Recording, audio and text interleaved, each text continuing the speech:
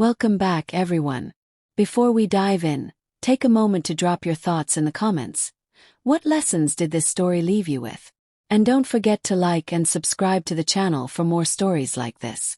Now let's begin. My name is Vanessa Reed. For most of my adult life, I thought I was living the kind of life people admired. On the outside, everything seemed beautifully in place. At 42, I was an associate professor of business leadership at Morgan State University in Baltimore, the youngest black woman in my department's history to earn tenure. My husband, Marcus, was a partner at a prominent downtown law firm, well-respected and always dressed like success itself. After 16 years together, 15 of those married, we had a life others envied.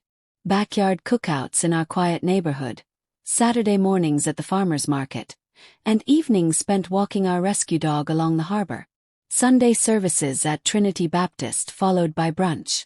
Friends would always comment on how in sync we were, how we finished each other's sentences and shared knowing glances across rooms. Sometimes, I believed in that image more than I believed in what was really happening behind closed doors. Because behind all those picture-perfect moments, there were cracks. Marcus had grown distant. His hugs shorter, his laugh more strained, and those late nights at the office kept stacking up like unopened letters. I kept telling myself it was just the pressure. Big cases, city stress, our shared dreams of building generational wealth. But everything changed one ordinary Thursday night. Marcus was in the shower, singing softly beneath the rush of water. I sat on our bed, grading midterms, when his phone buzzed on the dresser. Normally I wouldn't have even looked twice. We built our relationship on trust, at least I thought we did. But something in my gut turned cold, prickling across my skin. The screen lit up. Reservation confirmed. Table for two, Jardin Noir, Friday at 8 p.m. by the window. She always loves that view. My stomach dropped. Jardin Noir was the most exclusive restaurant in the city. The same place Marcus and I had talked about visiting for years but always dismissed as too expensive or too indulgent. Now, apparently someone else was getting that table. I told myself to let it go. But before I could stop myself, my hands were already moving. His phone wasn't locked, still open from his music app. I scrolled past his work emails, past the group chats, and then I saw it. A flood of texts, photos, and hearts between Marcus and a woman named Celeste Porter. I knew her. Everyone did. She worked as a senior PR consultant at his firm. Always loud, always dressed to be noticed, always the life of the office parties. There they were, in photos together. Matching shirts at an Orioles game, drinks on a rooftop downtown, grinning like teenagers outside the courthouse steps. Her messages were bold. Missed you last night. That suit on you. Dangerous. Counting the hours. I froze, my heart crashing in my chest, drowning out the sound of the shower. When Marcus finally emerged, steam trailing behind him, he didn't even notice the way my hands trembled. "You see my cufflinks?" he asked casually, towel around his waist. "Top drawer," I replied, my voice flat. That night, I lay next to him in bed, my body stiff as stone, pretending to scroll my phone while my mind replayed every message in vivid detail. All the excuses I'd made for his distance now twisted into betrayal. The next morning I woke up early, made his usual breakfast. Avocado toast, turkey sausage, and dark roast coffee, and watched him eat. "Big client today?" I asked, studying his face. "Yeah," he said, distracted, kissing my cheek before heading out the door like it was any other Friday. As soon as he left, I called my department's HR line. "I need 3 personal days," I said, my voice shockingly calm. "Family emergency." Then I sat at the kitchen table, staring at my untouched coffee, feeling the full weight of 16 years sink into my bones. I didn't know what I wanted: revenge, answers, closure. But I knew one thing. I wasn't going to let this pass quietly. If Marcus wanted to wine and dine Celeste at Jardin Noir, then he wouldn't be alone. I opened my laptop and searched Celeste Porter. Her LinkedIn page was pristine. Awards, volunteer work, everything polished to perfection. But her Instagram was more revealing. There, tagged in several photos, was her husband, Eric Porter, a software engineer with an easy smile.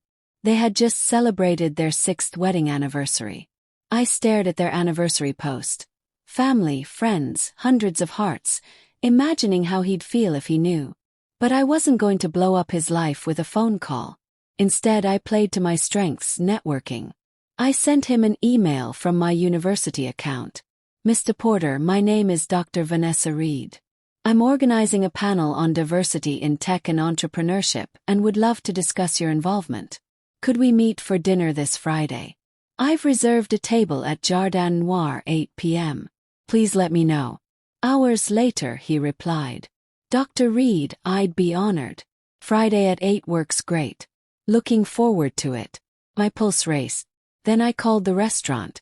Good evening, I need to adjust my reservation slightly, I said sweetly.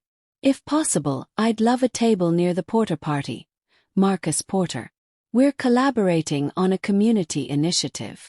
The hostess paused, then said, Noted. We'll place you nearby. Friday came thick with summer heat. I slipped into a dark emerald dress, the one Marcus once said was too bold for a formal dinner. I wore my grandmother's gold earrings, the ones I saved for moments of courage.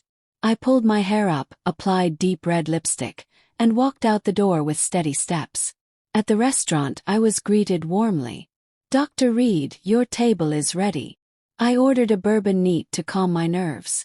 Eric arrived on time.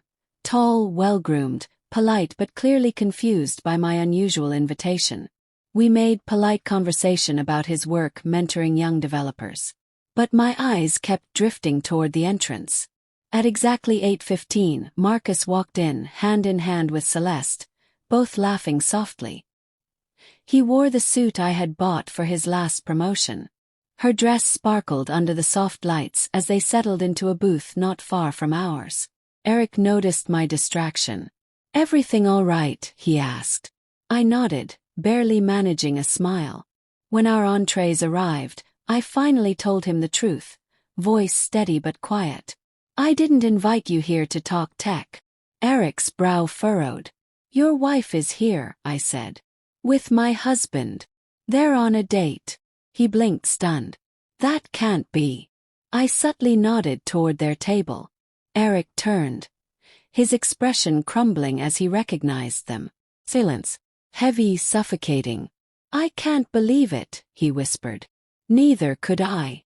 After a long pause, he asked, What now? I don't want a scene, I said firmly. I just want them to know. We finished dinner in tense, shared silence, then stood together and approached their table. Their laughter died immediately. Marcus's face went ashen, jaw slack. Celeste froze, eyes wide in panic. I leaned in, voice low but sharp. Enjoying the view, Marcus. He stiffened. What are you doing here? I ignored him, turning to Celeste. Lovely to finally meet you, Celeste. I heard this table has quite the view. Eric's voice was tight, full of quiet rage. We'll talk at home, Celeste. The four of us sat there, caught in the amber glow of scandal. I placed a folded napkin on the table between them. You two should talk, I said quietly. We're done here. Eric and I left without another word. Outside, under the hum of city lights, Eric let out a shaky breath. Thank you. I'd rather know.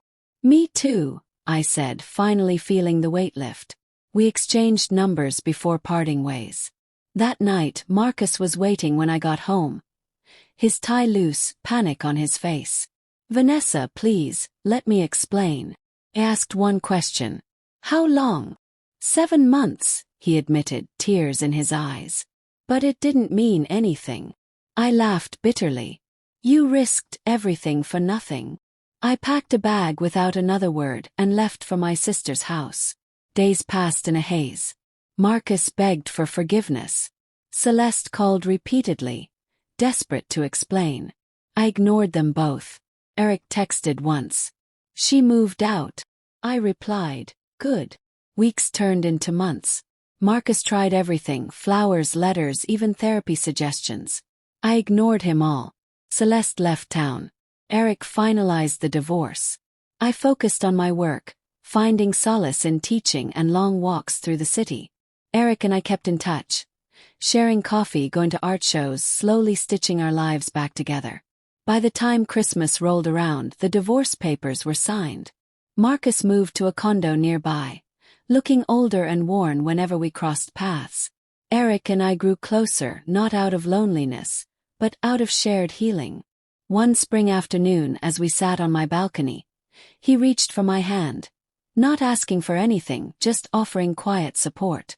We traveled together that summer, dancing under southern skies, laughing over gumbo, building something new without rushing it. A year later, at a university gala, Marcus approached me, eyes filled with regret. "You look happy, Vanessa," he said softly. "I am," I replied without hesitation. That night, Eric and I danced beneath the soft lights, two people who had survived betrayal and found something better: peace. As we walked home, Eric squeezed my hand. "Do you ever think about the future?" Smiled. "I do now. And for the first time in my life, it felt like the future wasn't something to fear, but something to embrace." If this story moved you, don't forget to like, comment, and share with someone who might need to hear it. Subscribe and turn on the bell so you never miss another powerful story.